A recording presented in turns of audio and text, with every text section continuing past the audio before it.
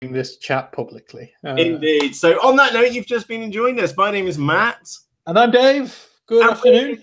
Good afternoon, good morning, good evening. We are here chatting about the Facebook tracking pixel. So, Dave, let's start this one slightly differently. Should we just carry on this conversation about the tracking pixel? Because you were just about to say you had an interesting incident with... Yeah, absolutely. And this happens all the time with my family, basically, is that I'm the one with the Prime account, and for some reason, it's a bit like Netflix. Everyone wants to use my account and rather than paying it for it themselves. So, you know, I'll get messages all the time. Oh, Dave, can you buy this? And I'll transfer you the money, whatever, blah, blah, blah. And I was saying this to Matt just before we went live, is that I've got a funny story about the Facebook tracking pixel. I think it was yesterday. We were looking for this laxative-like product, not for me, for an older family member. Trust me, I've got no problems there. I'm full of shit. It's going to go downhill today, good lad. Yeah, it's start as we mean to go on. Anyway, so yeah, we looked on Amazon where it had been bought previously, and they were no longer selling it. Went over to eBay, they had it, we bought it, everything's good. And then this morning, I log on to Facebook, check, you know, the Seller Cafe page, few notifications, and scrolly, there it is, a big advert for laxatives. And I'm like, why am I? It's like the pink dress on eBay all over again. I'm now getting retargeted for things which I do have no interest in. I spend my life just being a marketer's disappointment when I don't buy from their, I'm sure, wonderfully placed ads. But yeah, this was a great example of the Facebook tracking pixel working only yesterday or this morning. So yeah, that was where the conversation was going just before we hit live. Right. Okay. So let's wind this back just for a few moments. Let's assume that you've got no idea at all what the Facebook tracking pixel is and what this voodoo Matt and Dave are talking about and how one site can be talking to another site. So the Facebook tracking pixel is very simply some code which you can copy and paste from your Facebook account in the advertisers section, and you can then paste it into your website, and then that allows you to remarket customers based upon different types of interactions which those customers have been made on your website over on Facebook. So let's explore this slightly further. You may have somebody who is only just been and visited your site, and thus you might want to change the message which you send to somebody who's only just been and seen your site. You may want to message somebody slightly differently if they've got to your checkout and perhaps not checked out, and change the messaging to them, as compared to the messaging which you can reinforce or re-nudge someone over on Facebook for so somebody who's been and previously purchased from you. So it's not just as straightforward as, oh, they've been on our website, we can match them up with adverts on Facebook. No, it's an awful lot more deeper than that. And the pixel refers to a 1 pixel little transparent or little white pixel square, which is the tracking, which drops the tracking cookie, and then allows you to go on and then market those customers, consumers, or hopefully customers on Facebook. And that's an important factor because, Dave, we've got to be honest here. Facebook does get a lot of beating here.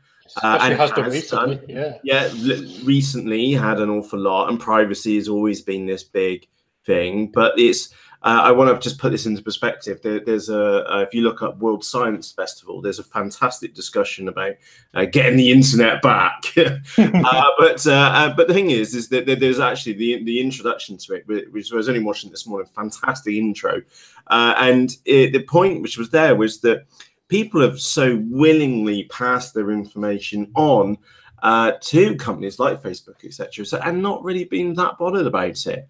And that's the thing is that people who do spend time on Facebook do spend an awful lot of time on there, and it is kind of a no-brainer for you to investigate it. And again, we're not saying it's what am I saying? It's not. What should I be saying? Should I say is that it's not hard to pick up. It's not scary. It's none of this. There's loads and loads of information readily available. Now, Dave, there is a little note here about GDPR, which is that I'm not going to cover in like full detail here, but what I will do is that I'm just going to pop this into the live chat for you. There is a little pause. I'm just waiting for the chat spot, and I'll pop this in here. So do go and have a nose at this, just to read it in more detail, just to get yourselves up to a level. But the short answer is yeah, whatever. We're going to carry on with business as usual. Yeah, I mean, to be honest, I've not noticed any less spam in my email inbox for the past 2 weeks. I got a load more beforehand, people telling me about these changes. I purposefully didn't resubscribe, and I'm still getting emailed. So it's made the blindest bit of difference. GDPR, what a load of bollocks that was.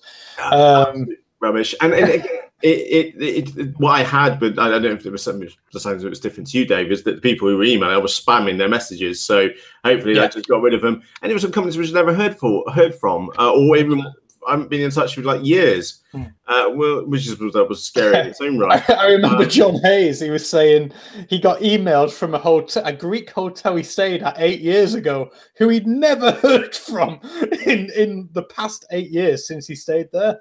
They emailed him going, "Oh, hope you don't mind us updating our privacy policy." It's like that. It's the first email I've had from you. Yeah, mental. Anyway, going back to Facebook, like Matt said, in fact, I actually published a story over on eSeller Cafe. It's not a story, it's a research piece that found that apparently trust in Facebook had dropped by 53% this year compared to last year, mainly due to Cambridge Analytica scandal. And I mean, it's one of those where if you're watching this right now, you're on YouTube, you've been following us with UnderstandingE, you're savvy internet people. We know what largely to put online and what not to put online. We know what the sort of boundary is. You know, I wouldn't go and put my bank account details on a Facebook, public group or anything like that. But unfortunately, there are people who don't have that level of awareness. And it's those people who are now like, oh, I didn't know that Facebook could access this information. Well, of course they can. You just typed it in. Yeah, of course. I had the issue with the Keynsham Council page. I saw this on Facebook, and you were like, I'm not putting my postcode, I think it was, in the public forum. Yeah, I'm not putting my postcode in the public forum, mainly because it would narrow it down to 2 houses. It's not happening. So yeah, a little bit of common sense needs to. Exactly, and I think the younger generations there are going to be much more savvy with what is going on. I think it is an older generation thing, but when it comes to Facebook, we can't ignore the audience, and that's the point. And this is why the tracking pixel is so powerful, because regardless of what it is that you sell, I guarantee. And by the way, regardless of what your personal opinion of Facebook, absolutely, keep that back in mind.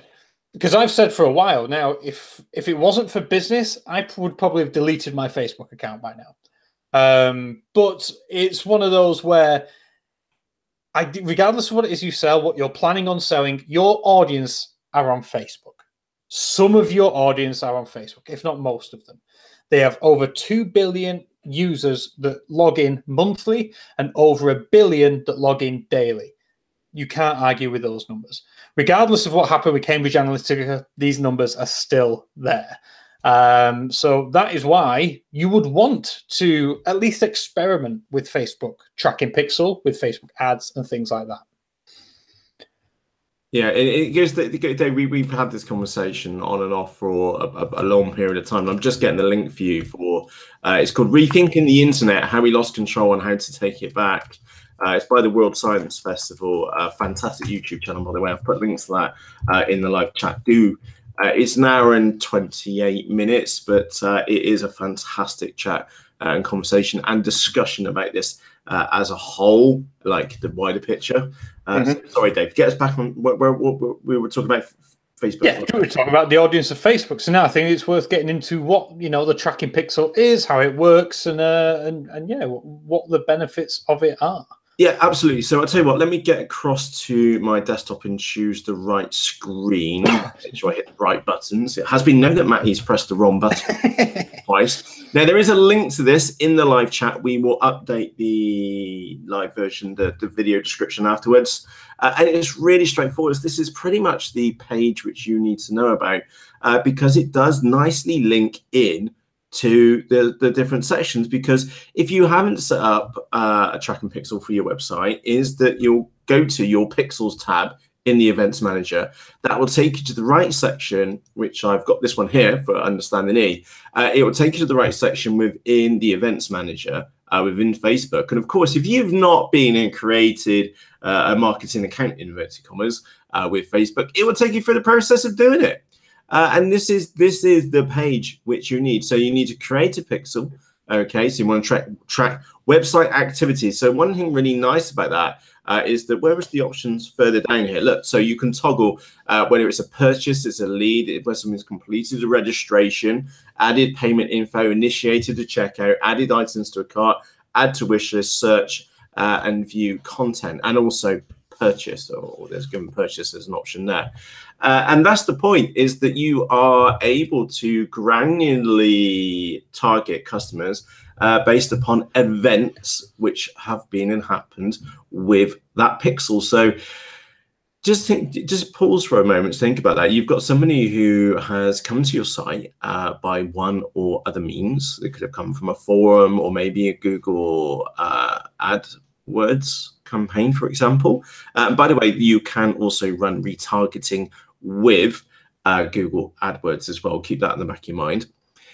So someone's come to your website for however they've got there, and they may hit one or more, ideally purchase, let's be fair here, actions or events, as the case may be. And then that then allows you to then market against that customer specifically over on Facebook, or that group or the type of customer over on Facebook, which is absolutely lethal.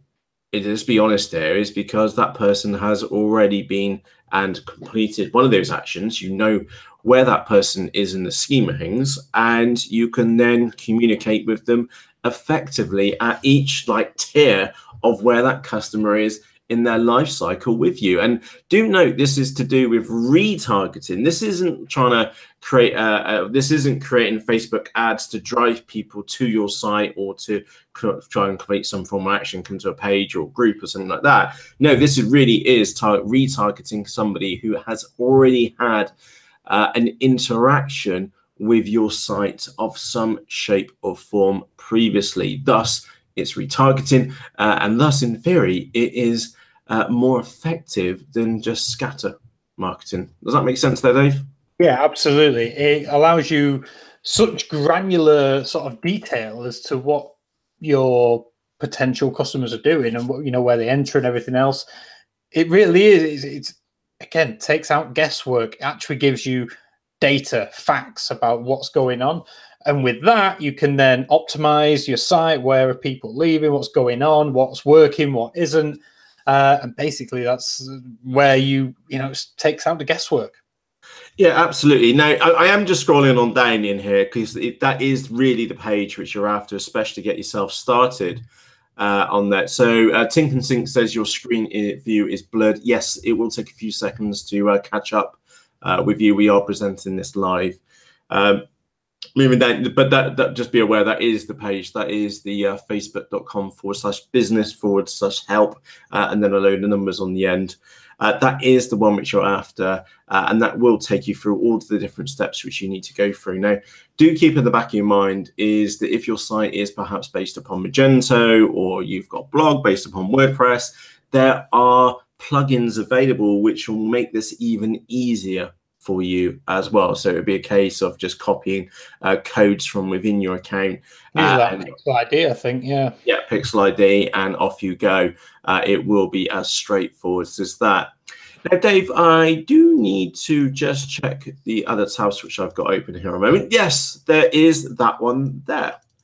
So that's my account within Facebook, and I've got a suggested post.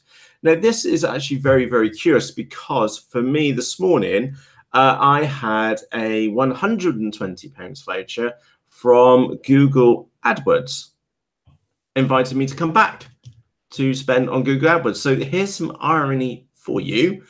This morning, I get an email from Google AdWords saying, here's 120 quid, spend 120 quid, get 120 quid back. And I've got that in my inbox. And literally later this afternoon, I've got a very similar message appearing up on Google AdWords within my account as well. Now, they've not targeted it specifically to me, because you'll see we're offering something when you set up your first campaign. But hand in hand, I have visited the page, so it has dropped a cookie over there.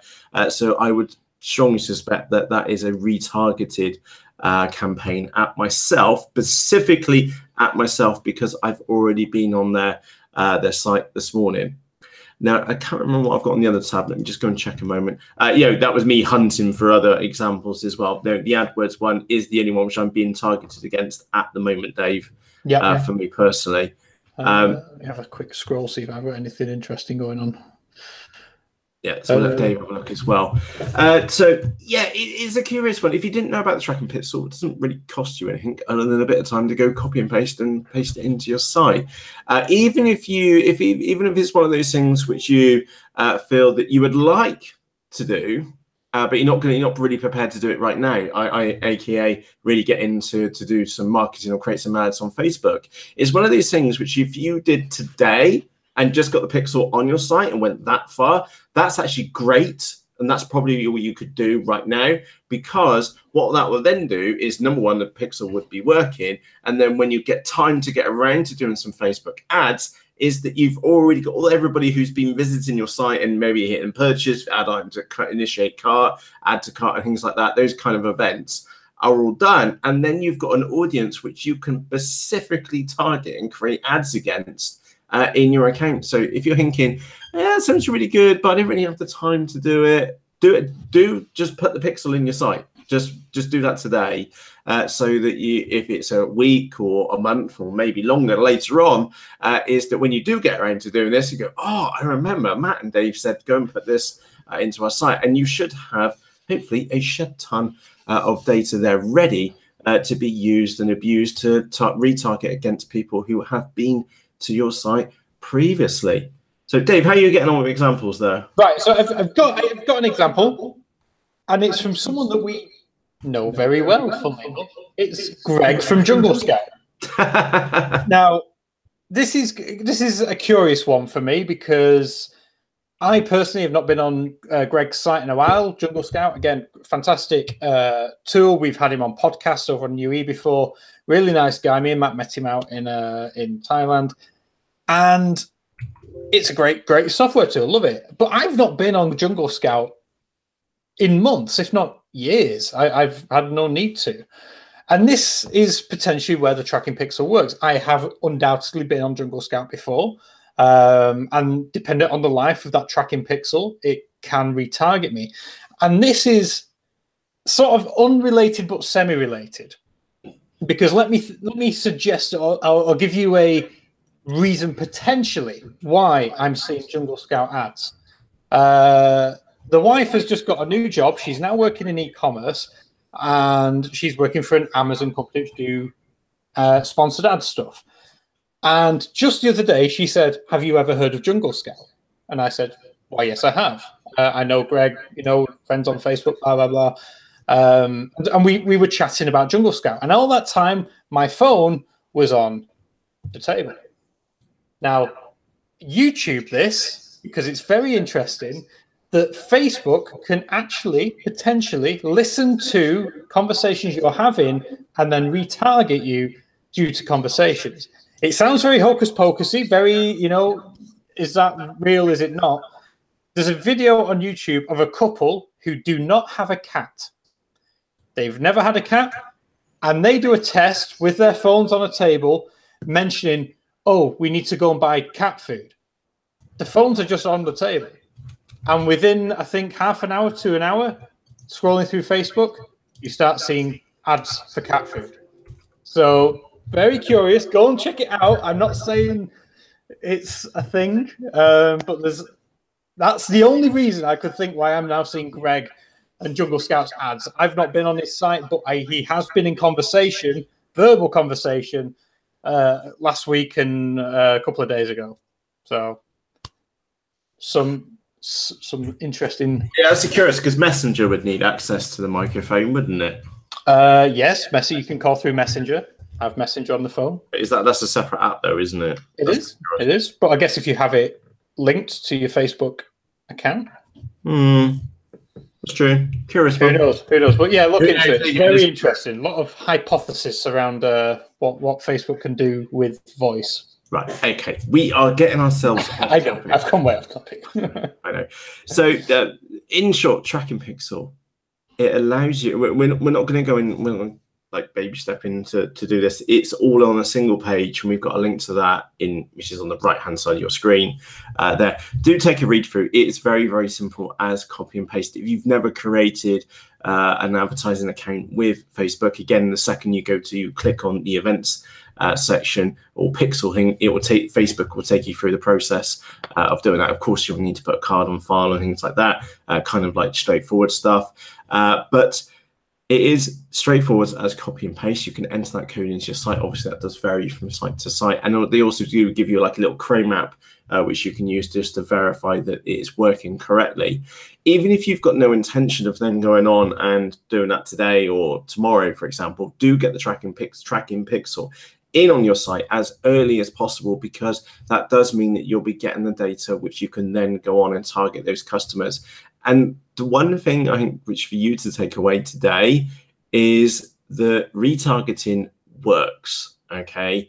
And another thing for you to take away is that to look out for it. So when you're next on your Facebook page and you're having a wander through your wall and you see suggested post and it's from company XYZ, and then you think, hang on, I was only on their site 2-3 days ago, and suddenly I've got this on the Facebook on my Facebook page. Snap!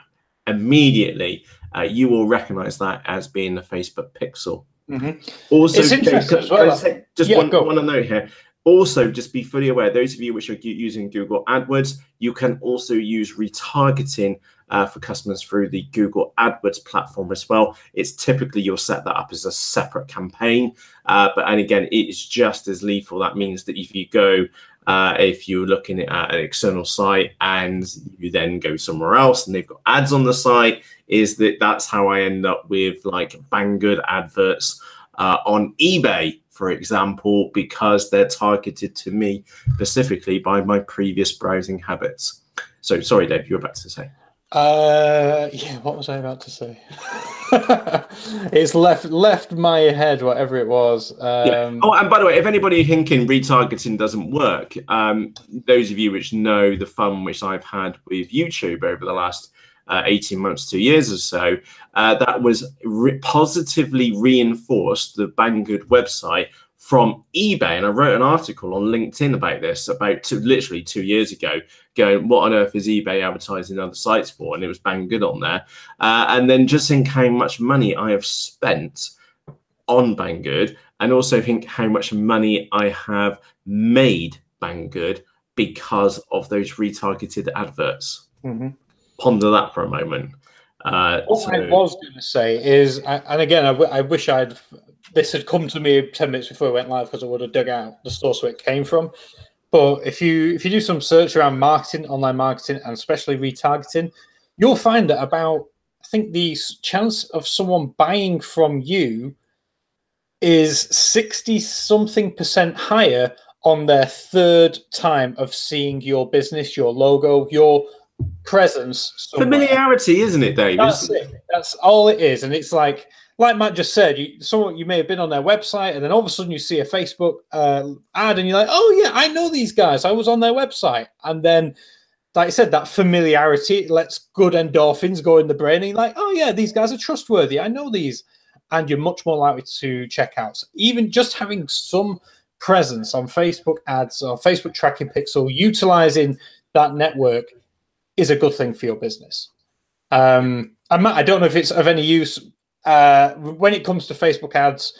We could try and do lengthy tutorials about them, but from my point of view, Miles is the expert. Miles Becker. Yeah, absolutely. And so I sent you over a Skype chat to his Facebook ads playlist. So for anyone who wants to look more into Facebook ads specifically, check out Miles. He's the guru when it comes to Facebook ads. Really nice guy as well. But yeah, he's that's worth looking into to go along with your tracking pixel. You want to dabble in some ads. Miles is the one to help you go through that. And I can't type for toffee. No changes there. Yeah, I think that's a really good call on that one, is for Miles' playlist, because he'll take you through the different pieces step by step. Yeah. So, I'll tell you what, we're going to wrap up this week's Mastermind early. Do take if you do not have a Facebook tracking pixel in place on your website, normally we would be here for an hour. Go and spend the next 5 minutes, because that's all it's going to take you. Yeah. You could take the whole 35 minutes if you wanted to go and get a Facebook pixel onto your site.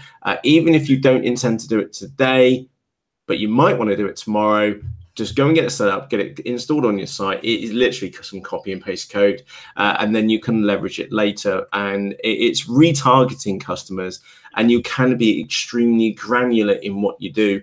And of course, if you're using Magento, OpenCart, or WordPress, or whatever tool you're using for your website, chances are there is a plugin available for you. And they may be free, they may be paid for, don't know, depends on what your site's based upon.